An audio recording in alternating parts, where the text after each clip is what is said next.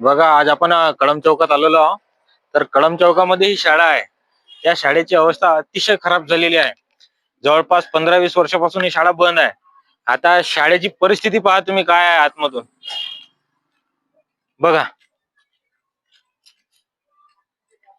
आतमध्ये जाणं तक्क माझ्यासाठी अवघड आहे या शाळेमध्ये. एवढी खराब परिस्थिती आहे. नेमका विषय काय आहे दाखवतो तुम्हाला. सरकारला शिकवायचं नाही आहे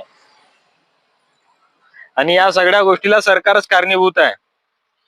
जर या शाळा सुधरवल्या, त्याचा विकास केला, याच्यामध्ये डेव्हलपमेंट केली, तर लोक तर पाठवणारच आहे ना शाळेमध्ये मुलांना. पण शाळेची एवढी खराब अवस्था आहे बघा तुम्ही. खंडर झालाय शाळेचं. बघा, कचराच कचरा आहे आजूबाजूला. गाड्याची पार्किंग आहे शाळेमध्ये. शाळेच्या आतमध्ये जाणं एवढं अवघड आहे, खूप अवघड आहे. या प्रकारची अवस्था या शाळेची झालेली आहे. आता या सगळ्या गोष्टीला लोकच जबाबदार नाही आहे, कुठे पण लोकच जबाबदार नाही आहे. जबाबदार आहे सरकार. कारण का सरकारला शिक्षण द्यायचं नाही, शिक्षण व्यवस्थाच खतम करायची आहे. या प्रकारची अवस्था या शाळेची झालेली आहे.